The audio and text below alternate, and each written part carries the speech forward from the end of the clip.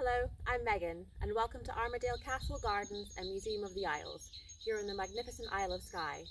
Behind me are the ruins of what was once the seat of Clan Donald, one of the mightiest clans of the Highlands and Islands. Today, I'm going to take you on a tour around the castle and gardens, ending up at the museum, where I work as curator. MacDonald clan chiefs have been associated with this place for centuries, but the building we see today started life as a manor house, built in the late 18th century.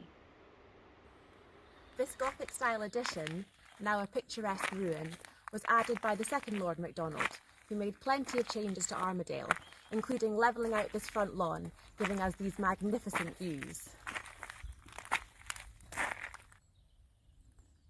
The castle has a bit of a sad and checkered past. The portion that you see behind me was destroyed by fire and later rebuilt.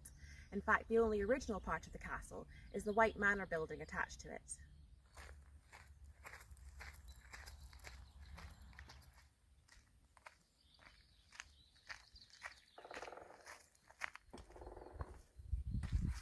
So here we are now behind the castle, walking through the gardens. We have some 40 acres of gardens here at Armadale.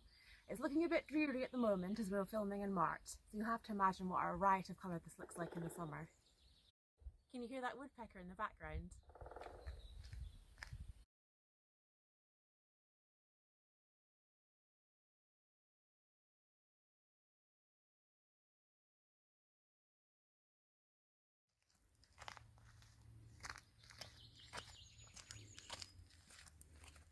And here we are at the museum. It was custom built in 2002 to house our valuable collections. Inside, we tell the story of the Highlands and Islands through the eyes of Clan Donald. Let's go and take a look.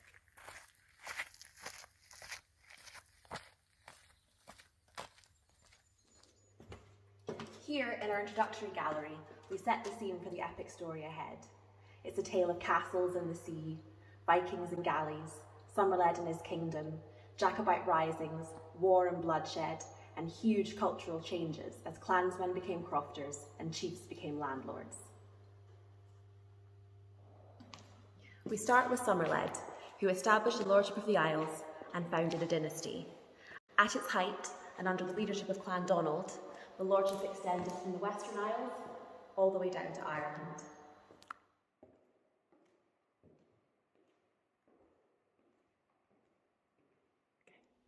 From around about the 18th century, times were turbulent for Clan Donald.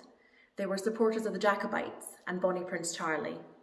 I'm sure you're all familiar with the story of how Bonnie Prince Charlie dressed up as a maid and escaped to Skye. What you might not know is the woman who helped him escape, Flora MacDonald, was actually married here at Armadale in 1750. The prince was a charismatic figure who inspired a great deal of devotion among his followers. We have a lovely collection of objects associated with the prince, including these wonderful portrait glasses.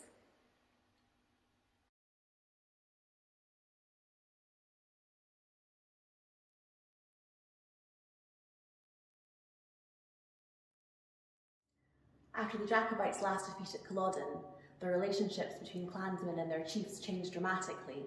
The chiefs started spending a lot more time and money in London, Edinburgh, and further afield. In this gallery, we evoke the changing times of the late 18th and 19th centuries. Our collections here range from bagpipes to broadswords, tartan to jewellery.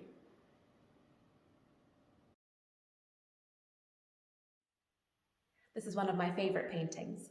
It's Alistair Ranaldson MacDonnell, the 15th Chief of Glengarry. He's an excellent example of how the lifestyles of the chiefs had changed. We were lucky enough to be bequeathed a number of objects relating to Glengarry.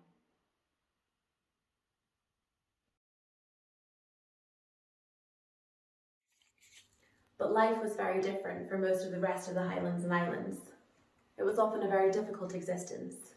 In order to pay the rising rents, they had to take on multiple sources of work, like farming, keeping cattle, fishing, and spinning and weaving.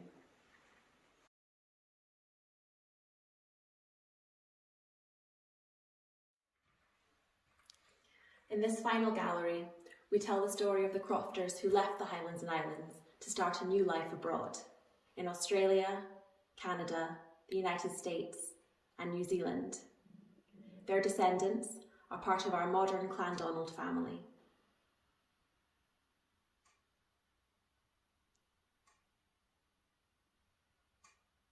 I hope you've enjoyed this short tour, which gives you just a taste of what we have to offer here at Armadale.